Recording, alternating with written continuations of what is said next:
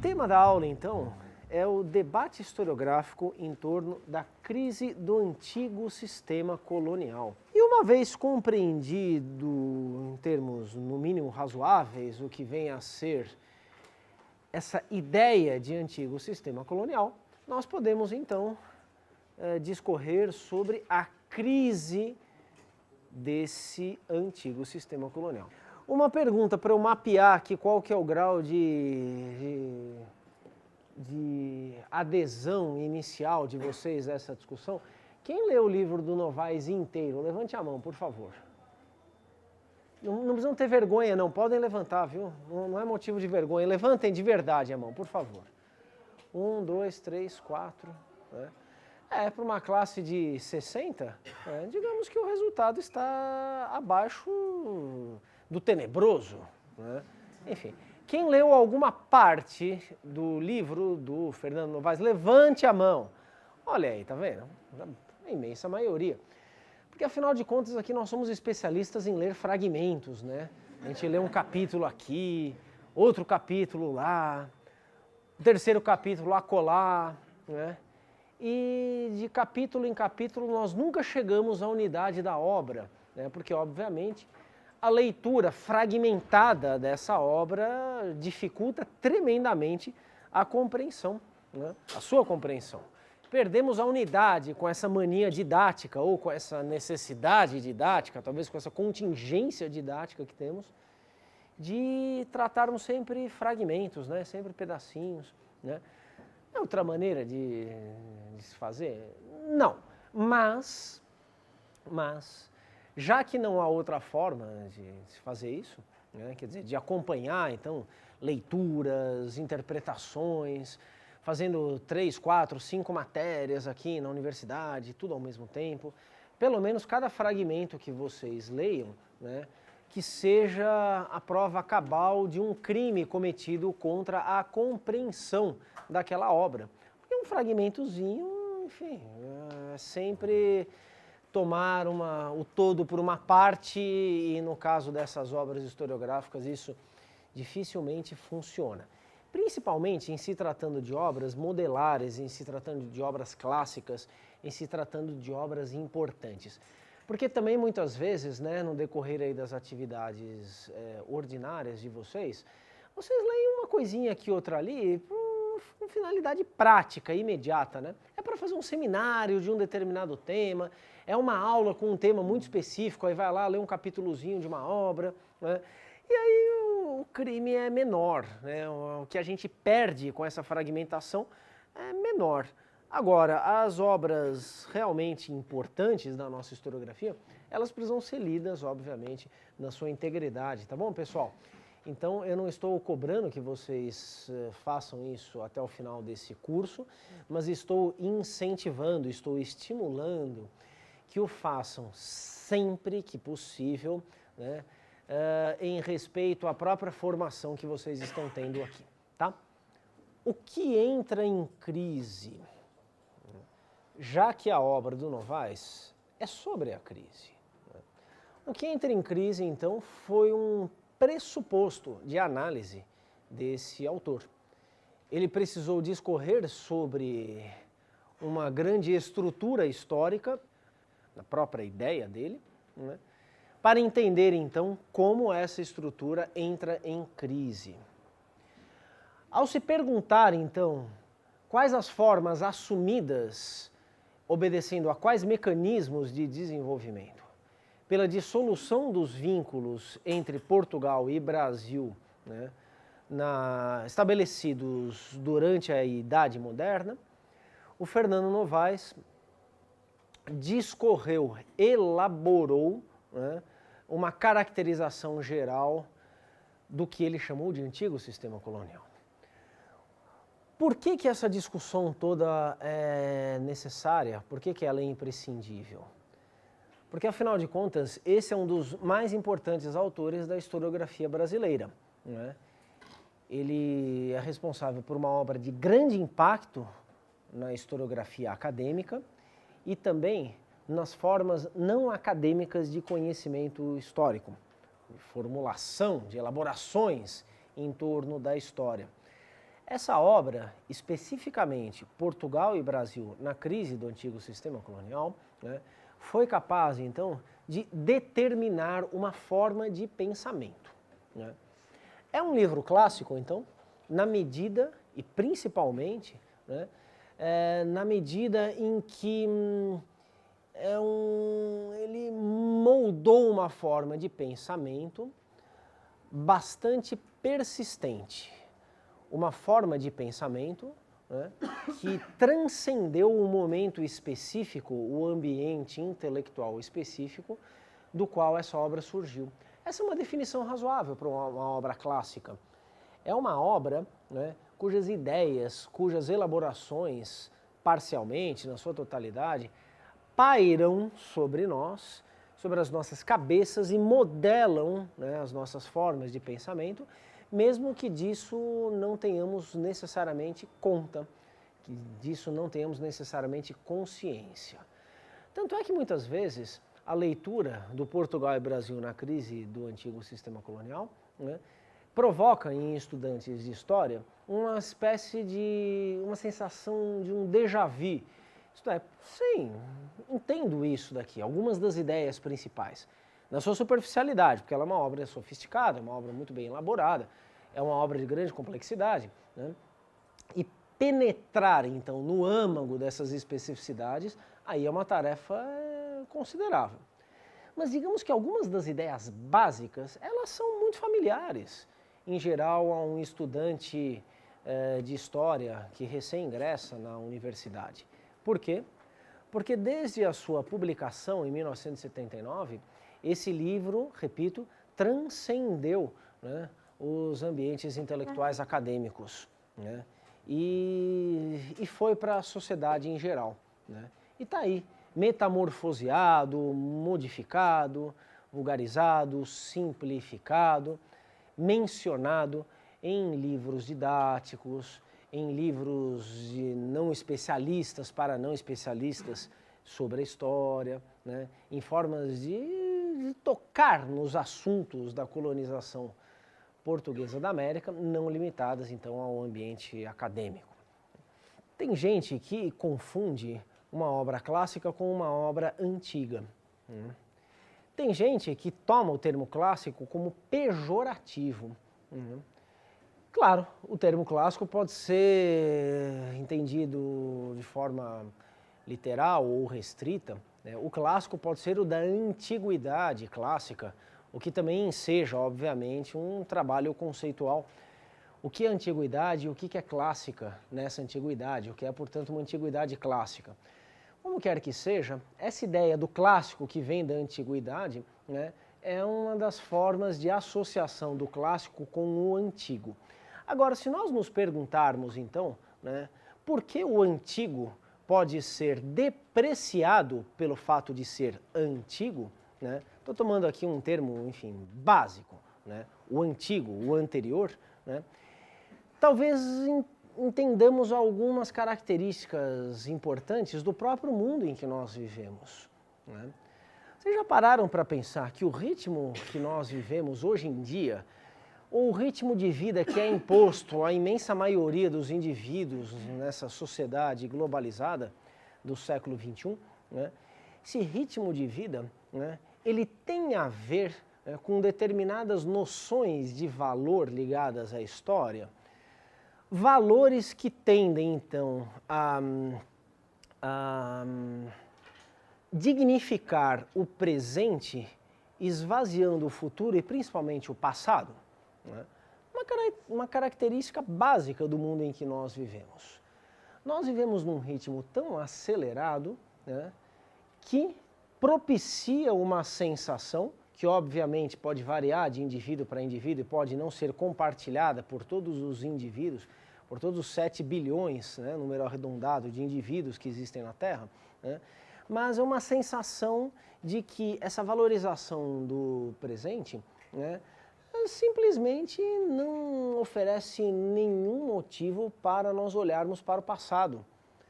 E o futuro, então, torna-se uma eterna realização no presente. Eu acho que isso não é uma caracterização muito estranha a muitos de vocês. Né? o antigo tende a ser pior do que o moderno. O moderno é valoroso pelo simples fato de ser mais recente, né?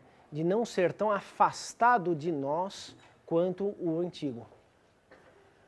Os exemplos da realização concreta desse tipo de valorização do presente e de depreciação do passado, eles são muitos, né?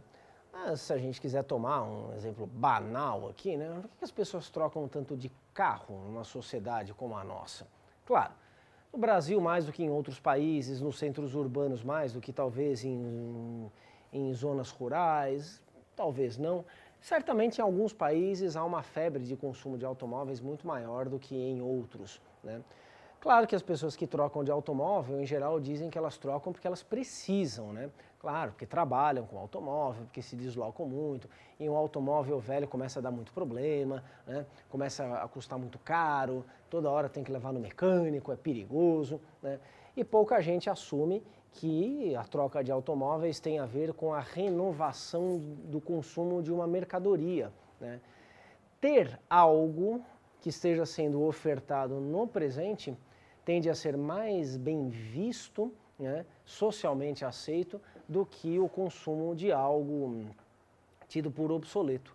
Ter carro velho é feio, é isso que eu estou dizendo. Portanto, é uma marca de distinção por baixo em meio à nossa posição da sociedade, né? Pronto, peguei um exemplo qualquer, né?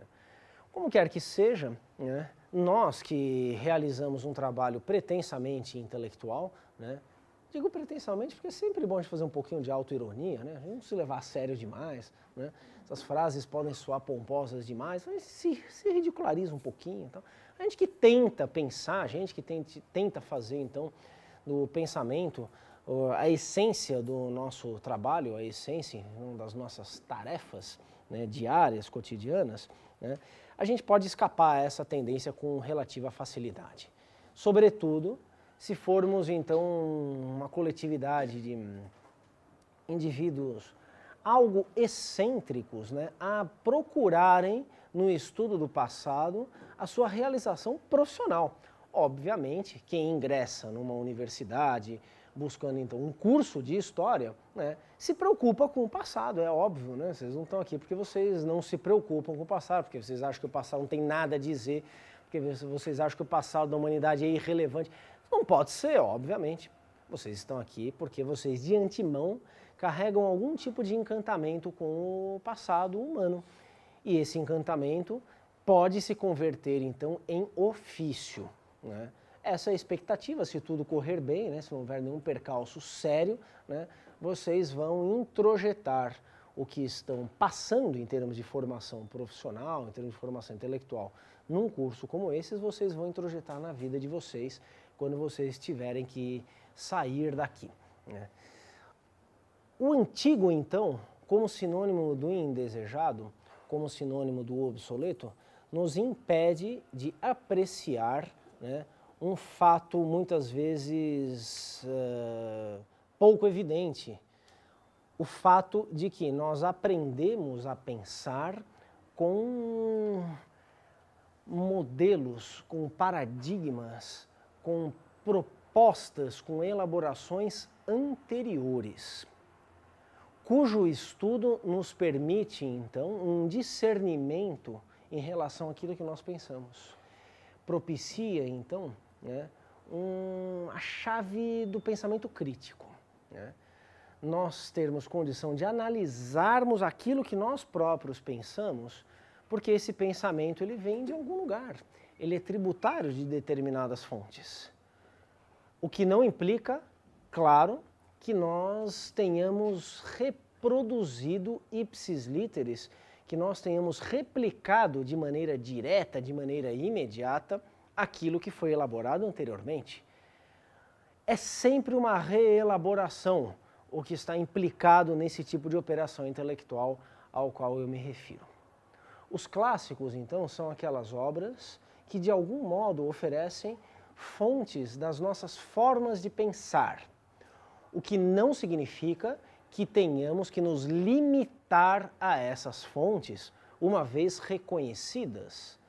Não, Pelo contrário, o nosso dever é sempre rever, né, os pressupostos do nosso pensamento. É sempre rever as formas advindas das tradições anteriores. Pelo simples fato de que alguém pensou isso antes que nós, e que nós, então, pensamos dessa maneira, em alguma medida, em continuidade a essas elaborações anteriores. Sempre que eu me referi, então, a uma obra clássica, né, aqui um clássico da nossa historiografia, não estou ensejando nenhum juízo depreciativo. Pelo contrário, né, numa percepção oposta, ensejo uma valorização, uma distinção dessas obras em relação a outras cujas elaborações são muito mais passageiras, são muito mais efêmeras, são e foram muito menos impactantes. O que não significa também que nós tenhamos que nos preocupar apenas com as obras clássicas. Nós temos que nos preocupar com tudo de relevante que foi escrito de acordo com os nossos desenhos de especialização. A gente se interessa mais por algumas coisas, não por outras, e assim definimos então os critérios dos nossos interesses, das nossas fontes intelectuais, das nossas leituras. Ainda estamos, quer dizer, vocês estão, né, num estágio de reconhecimento do terreno, né? Então, de familiarização com um pouco de tudo, né?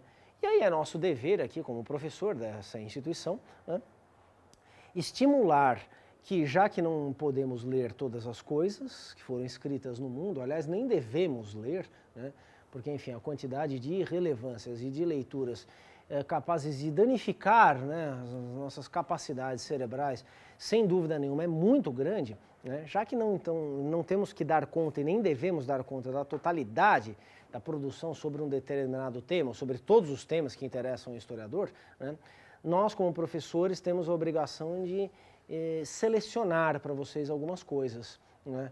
Leiam preferencialmente certo tipo de obra, né? Percebam diversidades, percebam algumas elaborações, percebam formas de pensar, percebam formas de proceder, inclusive para que no futuro, eventualmente, essas tradições sejam rompidas, caso elas se mostrem esgotadas, porque isso também acontece.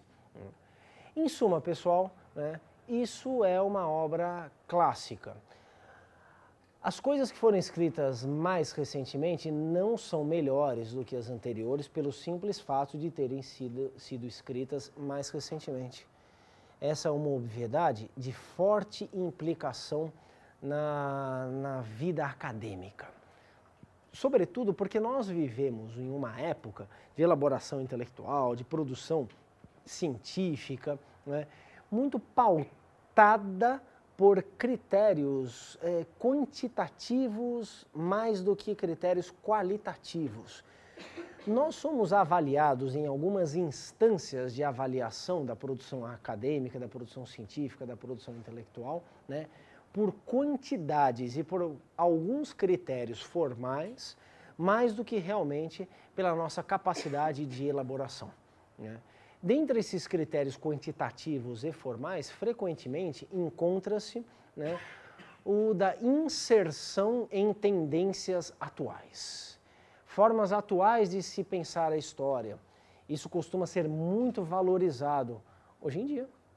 E claro que isso se conecta, então, com uma tendência socialmente muito abrangente, à qual me referi aqui no começo da minha exposição, né? Uma desvalorização do passado e a valorização de um presentismo, né, que parece esvaziar as demais formas de, enfim, vivência temporal, né?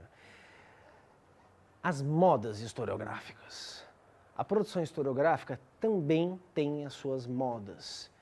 E as modas, elas tendem, vocês sabem disso, né, a desvalorizar a divergência. Aquilo que não se enquadra nos padrões de uma moda, né, é descartado, é desvalorizado, é rebaixado, né, porque afinal de contas a moda carrega consigo a eterna valorização do presente pelo presente. Trata-se então de uma busca por inovação, né, que cria então esse presentismo, busca por inovação essa que esvazia, então, qualquer possibilidade de valorização daquilo que é visto como um passado, portanto, como inadequado. A historiografia tem as suas modas também, pessoal. Existem algumas formas mais atuais, podemos dizer mais fashion de fazer história, enquanto que outras tendências são consideradas como obsoletas. Claro, o problema básico disso está na ideia que eu expressei aqui em pouquíssimas palavras e de modo bastante trivial. As pessoas hoje não são necessariamente mais inteligentes do que as pessoas do passado. As coisas que foram escritas recentemente não são necessariamente melhores do que as que foram escritas anteriormente.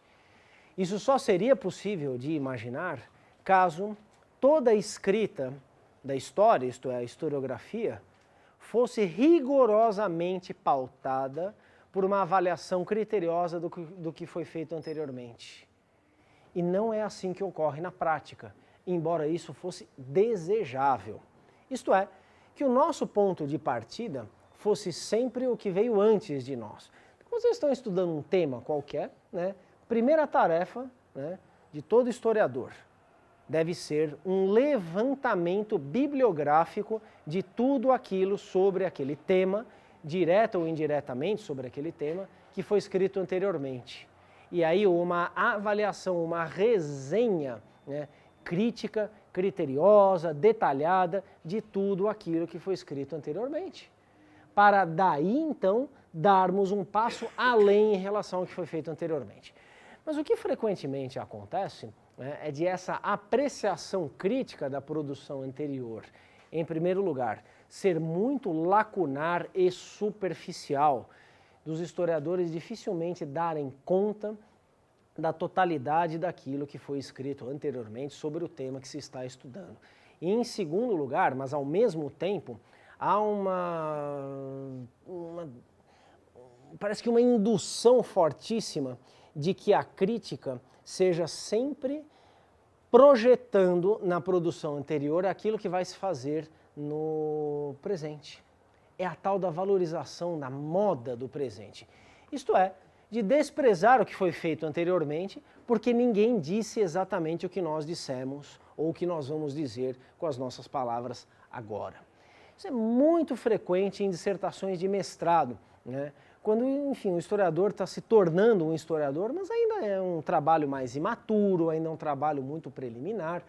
A coisa que a gente mais escuta numa dissertação, que a gente mais lê numa dissertação de mestrado, né, é um desprezo pela produção anterior, né, e um afã novidadesco, né? Não, olha, ninguém estudou anteriormente, né, como que um governador das Minas Gerais cortava a unha do dedinho do pé. Portanto, essa produção é toda irrelevante, né? Ninguém foi capaz de dizer aquilo que eu vou dizer.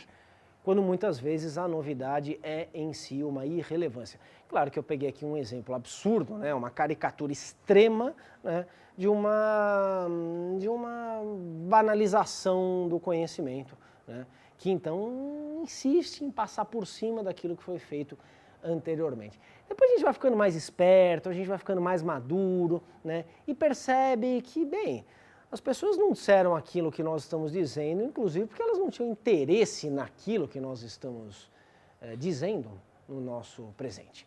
Elas tinham outras questões.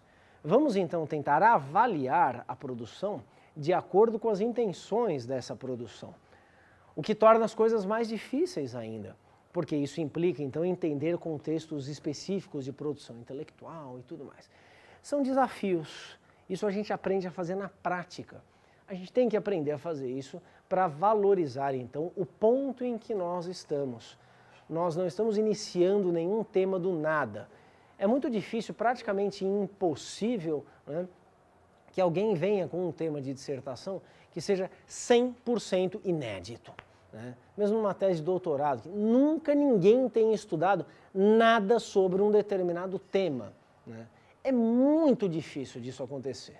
Né? Ah, mas é possível? Sim, é possível. E precisamos então buscar essa possibilidade? Não necessariamente. Caso contrário, 99,9% dos trabalhos historiográficos, 99,9% dos trabalhos historiográficos feitos no mundo atual, seriam considerados irrelevantes porque eles não são 100% inéditos. Nós não buscamos o ineditismo do tema, mas sim a relevância de um tema e um avanço na explicação daquele tema, né? Ou seja, nós partimos de um ponto em que estamos e precisamos discernir isso com muito cuidado, com muita atenção.